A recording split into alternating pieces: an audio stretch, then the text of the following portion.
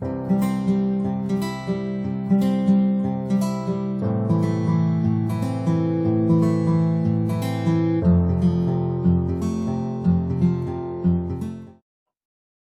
안녕하세요. 아름답고 품격 있는 노년의 성공적인 삶, 세 번째 이야기 함께 나누게 되었습니다. 우리가 지난 시간에는 우리 우울증에 대한 자가 진단을 좀 하셨었고요. 그리고 노년이 되면서 신체적인 변화, 성격적인 변화들이 어떻게 이루어지는지, 또 노화를 받아들이는 적응 유형들이 5가지가 있었는데 그런 이야기들을 나눴었어요. 다 기억하시죠? 네, 이번 시간에는 조금 더 성공적인 노년을 위해서 우리가 대인관계라든지 이런 것들을 어떻게 해야 되는지 이런 이야기를 들려드리려고 합니다. 네, 어르신들은 성공적인 노년이 뭐라고 생각하세요? 제가 성공적인 노년에 대한 개념을 굉장히 여러 군데서 찾아봤는데요. 거기 중에 이런 글들이 있었어요. 성공적 노년, 주로 높은 수입과 권력, 명예의 의미로 가장 많이 사용되지만 성공적인 노화에서의 성공은 반드시 부와 관련되는 것은 아니다. 성공하기를 갈망하여 계획을 세우고 열심히 노력하는 것을 의미하며 이런 관점이 노년에서 매우 중요하다라고 하네요. 어르신들은 성공적인 노년이다라고 하면은 뭐 돈이 많아야 된다고 생각하시나요? 건강해야 된다고 생각하시나요? 어떤 관점을 가지고 노년의 성공을 바라보시나요? 그럼 성공적인 노년에 어떻게 대인관계를 맺고 의사소통을 하는 것이 필요할까라는 내용을 이제부터 말씀드리려고 하는데요. 그 전에 한번 여쭙고 싶은 게 있어요. 제가 말씀드리는 부분들에 대해서 한번 생각해 보세요. 노년기의 사회적 관계망에 대한 이야기를 해보려고 하는데요. 사회적 관계망이라고 표현은 되어 있지만 어떻게 사람들과 아니면 어떤 장소들과 다양한 자원들과 내가 연관이 되어서 살아가는가 이런 것들을 관계망이라고 표현할 수 있을 것 같은데 사람과 관련해서 어르신들에게 긍정적으로 도움을 주는 사람은 누구죠? 한번 생각해 보세요. 평소에도 이야기 하실 수 있겠지만 한번 생각해 보세요. 나한테 평소에 내 인생에서 긍정적으로 지지를 주고 도움을 주는 사람은 누구지? 하고 생각을 한번 해보시겠어요? 그래서 이 1차적인 긍정적인 관계망은 가장 친밀하고 나를 지지해주는 사람이래요. 그리고 2차적인 긍정적인 관계망은 아주 친밀하지는 않지만 나에게 도움이 되는 사람이래요. 어르신들은 1차적 관계망은 누구누구가 떠오르고 2차적 관계망은 또 누가 떠오르실지 궁금한데요. 한번 이번 기회에 더 생각을 한번 해보시면 어떨까요? 그리고 또 반대로 이런 사회적 관계망을 조금 부정적인 영향력을 미치는 사람들도 있을 수가 있는데 평상시 나를 가장 괴롭히고 스트레스를 주는 사람은 누구일까요? 1차적인 갈등망은 평상시 나를 가장 괴롭히고 속을 썩이는 사람이래요. 내 주변에 이런 갈등망에 있는 사람이 누굴까요? 그리고 두 번째로 2차적 갈등망은 그 다음으로 나를 괴롭히고 피곤하게 하는 사람이래요. 자, 어르신들 주변에 이런 부정적인 영향을 주는 갈등망 구조, 1차적 갈등망, 2차적 갈등망 과연 누가 해당되는지 한번 생각해 보시겠어요?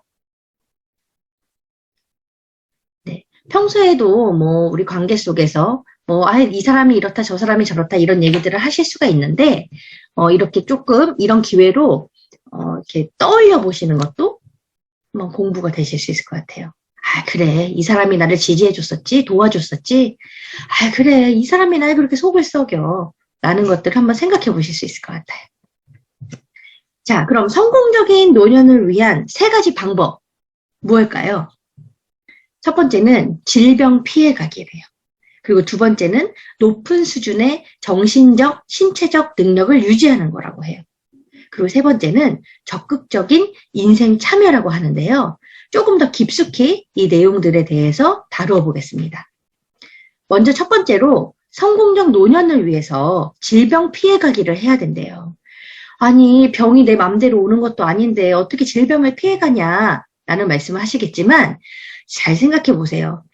가족적으로 갖고 계신 병이 있을 수도 있고요. 평소에 내가 앓고 있는 질병이 있으실 수 있는데 그걸 이미 내가 잘 인지하고 있다면 그게 더 나빠지지 않게 하기 위해 어떻게 해야 되는지는 가장 본인이 잘 아실 거라고 생각해요. 그래서 평소에 내가 가지고 있던 질병 아니면 어떤 유전적인 요소 그리고 어떤 식습관이나 가정적으로 그 가정 내에서 되풀이되는 어떤 질병이 있다면 그것이 더 나빠지지 않도록 예방을 할 수 있겠죠. 먹는 것을 통해서든 뭐 운동을 통해서든 예방을 하실 수 있을 거예요. 근데 그거를 알면서도 그냥 놔버리는 경우가 많죠.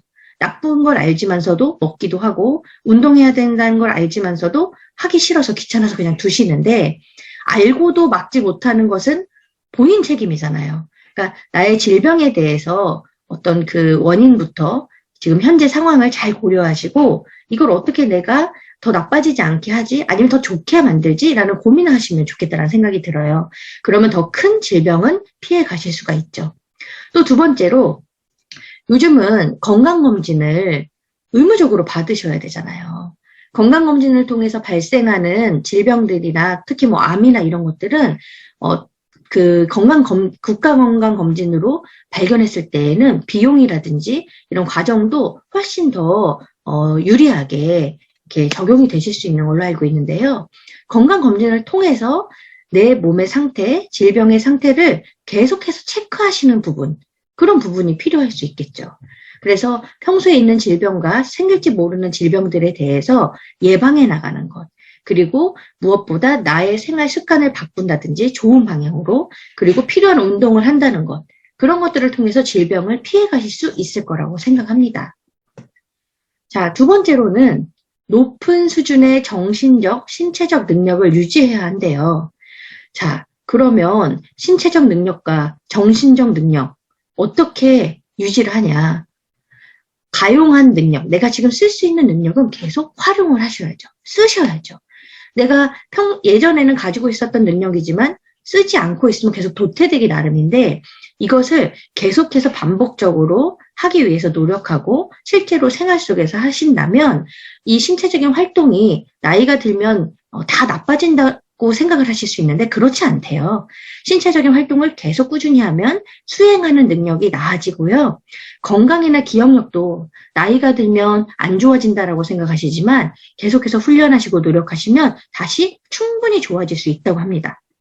그래서 노년기라고 해서 무조건 어떤 능력이 저하되는 것이 아니라 노력하고 꾸준히 하면 신체적 수행 능력이 증가할 수 있고 신체적 수행 능력이 좋아지면 정신 건강 또한 자연적으로 좋아진다. 그래서 운동은 정신 건강에도 효과적이다라는 말씀을 드리고 싶어요.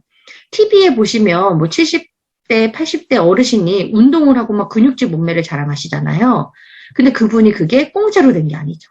꾸준하게 자기의 능력을 어떻게 유지하기 위해서 노력을 많이 하셨겠죠. 그래서 몸도 신체적인 능력도 유지하시고 이런 걸 통해서 정신 건강까지 유지하실 수 있는 거 필요하고요.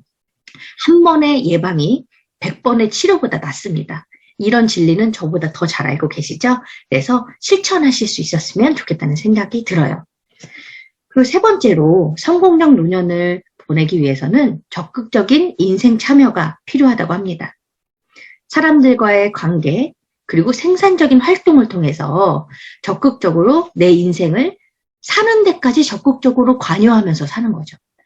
이제 늙었으니까, 다 늙어서 뭘 그런 걸 해? 이게 아니라 사는 그 날까지 적극적으로 내 인생은 내가 주관하면서 사는 거죠. 그렇게 하다 보면 자존감도 높아지고 행복감이 높아질 수 있는데 행복한 활동이 성공적인 노화에 반드시 필요하다고 합니다. 그리고 친밀한 사람들, 이런 관계들을 통해서 친밀한 사람들을 옆에 두면 아플 가능성도 떨어진대요. 반대로 고독하고 외로울수록 아플 가능성이 많아지겠죠.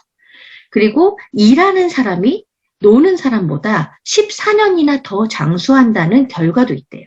그러니까 꾸준히 어떤 몸을 움직여주고 사람들과의 관계를 맺고 뭔가 활동을 통한 그런 인생 참여의 모습을 보여주시면 더 장수하실 수도 있다라는 얘기겠죠. 그래서 그럼 뭘 하냐? 그 생산적인 활동은 스스로 찾아야죠. 내가 할 수 있는 범위 내에서 여건 내에서 찾아내서 생산적으로 활동하고 사람들과의 관계도 꾸준하게 쌓아가는 것들이 노년에도 계속해서 필요하다. 그래서 이렇게 질병을 피해가기 위한 노력, 높은 수준의 정신적, 신체적 능력을 유지하는 것, 그리고 적극적으로 인생을 참여하는 것이 성공적인 노년으로 가는 지름길이다 라는 말씀을 드리고 싶습니다. 성공적인 노화는요, 잘 늙는 것을 의미하는 것입니다. 전혀 늙지 않겠다라는 것은 세월을 거스르겠다는 거잖아요. 이치에 맞지 않죠? 성공적인 노화는 늙지 않겠다는 게 아니라 잘 늙겠다라는 것을 의미한다는 것 다시 한번 생각해 주시고요. 질병을 피할 수 있다면 높은 수준의 정신적, 신체적 기능을 유지하기 쉽게 되고요. 또 이를 통해서 적극적인 인생 참여가 가능해지겠죠. 그럼 첫 번째 시작은 뭐다? 질병 피하기. 그 다음엔 높은 수준의 정신적, 신체적 기능을 유지하는 것. 그렇게 되면 자연적으로 적극적인 인생 참여가 가능하고 성공적인 노년으로 갈 수 있다. 이렇게 요약해서 말씀드릴 수 있을 것 같아요. 그럼 이번엔 성공적인 노년을 위해 인간관계와 의사소통을 어떻게 해야 되는지에 대한 이야기를 들려드리려고 해요. 인간관계는 상대방을 배려하는 마음과 진정한 용기를 소유하고 있는가에 따라서, 그리고 이러한 것들이 다른 사람과의 관계 속에서 어떻게 반영되느냐, 이것이 중요하다고 합니다.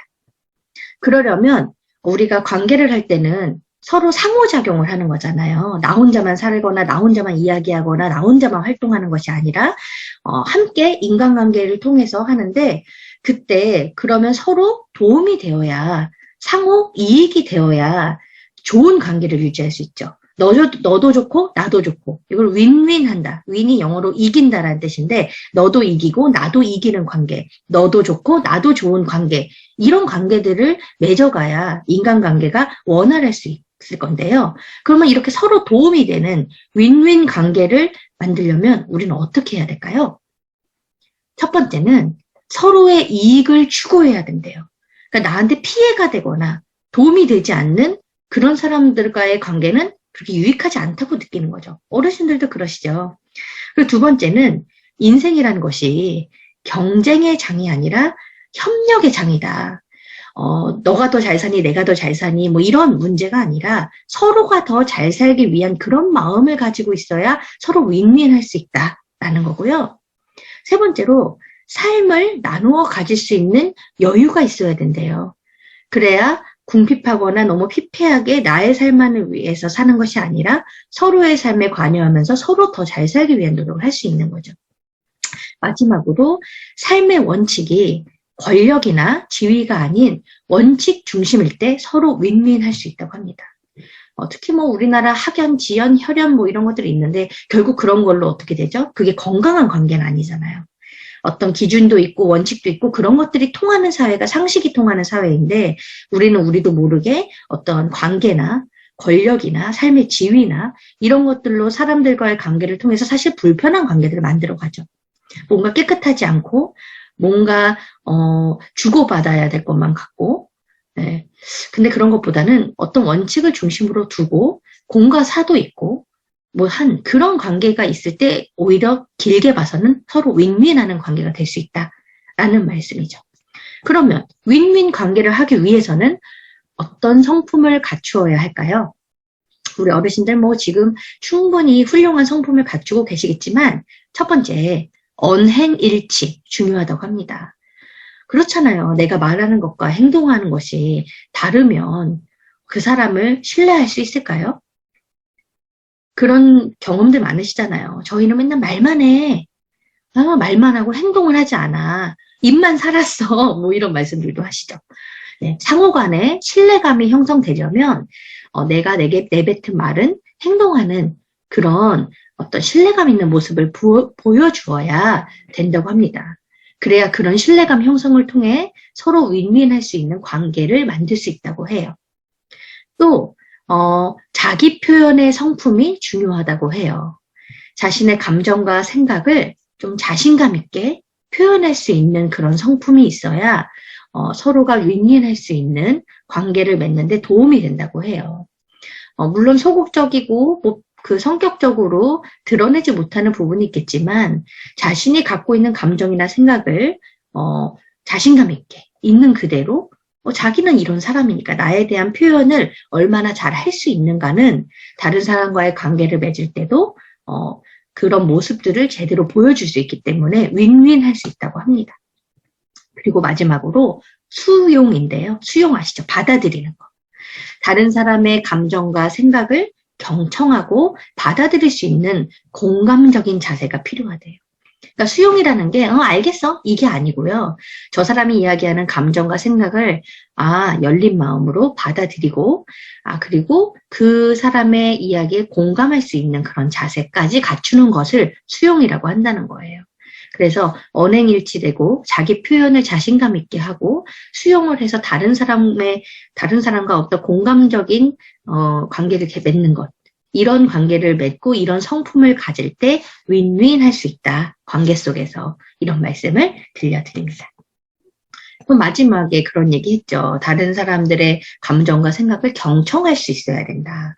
경청 잘 아시죠? 많이 들어보셨죠? 굉장히 우리 필요한 덕목이다. 이런 얘기도 들으셨을 건데 이 경청도 그냥 한 가지가 아니래요. 좀 분류해서 알아볼 수가 있는데요. 먼저 수동적 경청이 있대요. 수동적 경청은 대화에 관심을 쏟고 있다는 것을 상대방이 알 수 있도록 짧은 말들로 표현하거나 상대에 대해 알고 싶다는 신호를 보내주는 것. 그래서 내가 듣고 있다라는 것을 표현하는 건데, 어쨌든 고개를 끄덕인다라든지, 이런 상호작용 속에서 내가 듣고 있다라는 거를 충분히 이렇게 보여줄 수 있어야 되지 않나. 그래서 이 정도로 이렇게 경청하는 거는 수동적 경청이라고 해요. 두 번째로는 적극적 경청이 있는데요. 자신의 판단이나 충고로 대화에 끼어들지 않고 상대방의 말을 간략히 요약하는 것만으로 상대방의 생각과 기분의 반응을 보이는 거다. 이렇게 표현이 되어 있는데 무슨 말이냐면 이야기를 들을 때 끼어들거나 중간에 내 이야기를 하는 것이 아니라 충분히 그 이야기를 다 들어주는 거죠. 그리고 나서 그 사람이 이야기하고자 했던 것들을 조금 요약해 주는 거죠. 이러이런 얘기구나. 이렇게 이런 마음을 얘기하는 거구나 하고 그 사람의 이야기를 내 말로 간략히 요약해 줌으로써 그 사람이 저 사람이 내 얘기를 정말 잘 경청하고 있구나라는 걸 느끼게 해줄 정도의 경청. 그것이 적극적 경청이라고 합니다. 그리고 마지막으로 반영적 경청이 있는데요. 상대방이 표출하는 말, 표정, 행동을 잘 듣고 그 사람의 생각과 감정이 어떠한지 파악한 후 상대방에게 이것을 확인해보는 과정을 갖는 것. 그래서 사실 반영적 경청이 실질적으로 듣고 공감하고 어떤 그 사람의 생각을 요약한 것을 그 사람에 맞게끔 뭔가 돌려주는 액션. 그 사람이 이랬구나 저랬구나라는 걸 충분히 내가 파악하고 이걸 그 사람을 통해서 확인할 수 있을 정도로 잘 듣고 그 사람에게 반영해 줄 수 있을 만큼 잘 듣는 것. 그것이 반영적 경청이라는 거죠. 사실 저도 쉽지 않아요. 모든 사람들은 자기 경험이 있고 자기 생각이 있기 때문에 다른 사람의 생각과 마음을 받아들인다는 건 정말 쉽지 않은 일이죠. 하지만 노력하기 위해서 또 노력하고 하다 보면 잘 경청할 수 있는 자세를 갖출 수 있게 되지 않을까요? 올바른 경청의 자세는 상대방을 정면으로 잘 바라보고 그렇다고 이렇게 노려보듯이 바라보는 게 아니고요. 몸을 그 사람 쪽으로 약간 기울이면서 시선을 바라보면서 수용하는 자세를 취하면서 이야기를 들을 때 올바른 경청의 자세가 된다라고 얘기합니다. 그러니까 어르신들도 누군가 대화를 하고 누군가의 이야기에 경청하실 때는 그 사람을 잘 바라보시고 열린 마음으로 몸을 좀 기울이면서 그 사람의 이야기를 받아들이는 그런 이런 액션을 해주시면 좋을 것 같다라는 말씀을 드립니다. 그럼 우리가 경청은 잘 듣는 거라고 얘기를 했는데 의사소통을 하다 보면 상대방을 좀 지루하게 만드는 경우도 있을 수 있을 것 같죠. 그러면 어떤 경우 상대방을 지루하게 만들 수 있는가 이런 얘기들을 한번 들려드려 볼게요. 첫 번째로 언제나 같은 화제만을 꺼낼 때 맨날 똑같은 화제거리만 있을 때 그런 경우에는 상대방이 지루하게 느낄 수 있다고 합니다. 그리고 두 번째, 대화 당사자와 상관없는 이야기를 할 때, 내가 뭐 미숙이를 만났어요. 영철이를 만났는데 그 사람하고는 상관없는 얘기만 하는 거죠. 그 사람은 알 수 없는, 그 사람은 배려하지 않고 그냥 내가 하고 싶은 얘기만 할 때, 그럴 때도 상대방을 지루하게 할 수 있대요. 그리고 원칙론만 고집할 때, 근데 이 원칙론이 나의 원칙론을 고집할 때, 사람마다 원칙은 조금씩 다를 수 있고 기준을 다를 수 있고 가지고 있는 상식도 조금 다를 수는 있는데, 나의 원칙만을 고집해서 내 말만이 맞다고 할 때 상대방을 지루할 수 있게 한다고 해요. 네 번째로 여기 앞에 나온 얘기가 좀 중복되긴 하지만 일방적으로 자기 이야기만 할 때, 대화라는 것은 서로가 주고받는 것인데 그냥 일방적으로 내 얘기만 하는 거죠. 나만 얘기하는 거죠. 그런 경우 상대방은 지루하겠죠.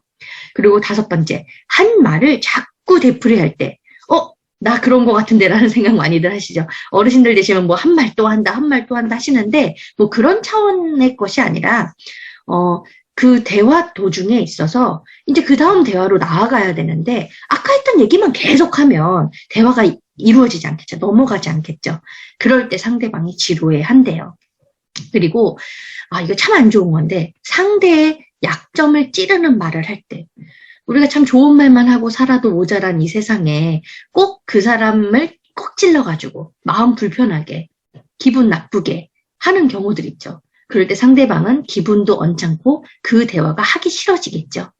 그리고 반대로 내 자랑만 늘어놓을 때, 좋은 얘기도 여러 번 들으면 듣기 싫다고 하잖아요. 뭐 처음에 몇 번은 맞장구 쳐주고 할 수 있는데 정말 내 자랑만, 내 잘난 척만 계속 하다 보면 상대방은 듣기 지루해질 수 있겠죠. 그리고 뻔한 이야기를 장황하게 이야기할 때, 그냥 간단하게 그 뻔한 얘기를 딱 얘기해주면 되는데 그걸 너무 미사여구도 많고 뭐 이런저런 상황도 너무 많아서 너무 길게 장황하게 얘기하면 듣는 사람이 굉장히 지루하겠죠. 그리고 이미 알고 있는 이야기를 나만 알고 있는 것처럼 아는 척하면서 말할 때, 상대방이 나도 알고 있는데 저희는 자기만 알고 있는 것처럼 저렇게 얘기한다 하고 생각하겠죠. 그럴 때 상대방을 지루하게 한대요. 저도 이런 강의를 준비하면서 저를 많이 돌아보게 되었어요. 제가 좋은 이야기를 많이 해드려도 사실 어르신들 가슴에 탁 박혀서 그래 내가 그랬지 나 그러지 말아야지 하고 실천으로 옮길 때 이 강의가 의미가 있어요. 그런데 그냥 듣고 좋은 말이다 하고 흘려버리면 사실 의미가 없거든요. 저도 강의 준비하면서 성찰을 많이 했습니다. 어르신들도 혹시 내 모습에 저런 모습은 없었는지 하고 성찰하시고, 성찰했다면 다른 모습으로, 조금 더 나은 모습으로 의사소통하시면 좋을 것 같아요. 마지막으로 올바른 대화 요령에 대해서 말씀드릴게요. 첫 번째, 말은 침착하고 조용히 간결하게 말한다. 흥분해서 시끄럽게 복잡하게 말하는 것이 아니라 침착하고 조용히 간결하게 말한다. 두 번째, 말할 때는 자세를 항상 바르게 한다. 삐딱하거나 뭐 이렇게 듣는 둥 마는 둥 하거나 그것이 아니라 아까 경청의 자세도 알려드렸잖아요. 좋은 자세로 말할 때도 그렇게 말해야 되겠죠. 그리고 말에는 적당한 유머가 필요하다. 우리 각박하게 사는 것이 아니라 간단한 유머 같은 것도 섞으면서 유쾌하게 대화를 나누면 좋을 것 같아요. 네 번째로, 상대방의 눈을 바로 보고 말한다. 그렇다고 째려보거나 노려보는 것이 아니라 저 사람하고 함께 이제 아이 컨택이라고 하잖아요. 눈을 마주치면서 이야기할 때 올바른 대화 요령이라고 해요. 그리고 다섯 번째, 혼자 아는 척하지 않는다. 아까 설명드렸죠. 여섯 번째, 남의 비밀이 되는 것, 싫어하는 것은 묻지 않는다. 꼭 그런 분 있어요. 이거 물어보면 분명히 저 사람이 불편할 텐데 그걸 알면서 내가 너무 궁금하다 보니까 나만 생각하면서 다른 사람 불편한 지점, 싫어하는 걸 건드리는 경우가 있는데 그러지 않는다. 그러면 안 된다라는 말씀 드리고요. 일곱 번째, 남의 말을 중간에 가로채지 않는다. 그렇죠. 누가 한참 얘기하고 있는데 근데 말이야 저러고 말이야 하고서 가로채버리면 그건 올바른 대화가 되지 않겠죠. 상대방이 기분이 언짢겠죠. 여덟 번째, 말을 하기보다는 듣기를 잘해야 한다. 저도 정말 어려운 건데 저도 말하는 걸 좋아해서 근데 듣기를 잘해야 그게 올바른 대화를 하는 것이다 라고 여기서 얘기를 합니다. 마지막으로 말은 풍부한 화제와 화술을 쓰되 거짓이 되지 않게 하여야 한다. 네, 말의 소재는, 대화의 소재는 풍부하고 다양할수록 좋고, 화술도 다양한 기법으로 상황에 따라서 하는 것이 좋은데, 그 안에는 진실성, 진정성이 있어야 한다라는 이야기예요. 네, 어르신들, 오늘 제가 드린 말씀 중에 뭐 한 가지, 두 가지라도 꼭 얻어 가셔서 어르신들 생활에 그리고 인간관계에 도움이 될 수 있었으면 좋겠습니다. 자, 이제 다음 주에 마지막으로 만나 뵙게 될 건데요. 그때까지 또 건강하게 지내시다가 뵙겠습니다. 그러면 어르신들 다음 주에도 뵙겠습니다.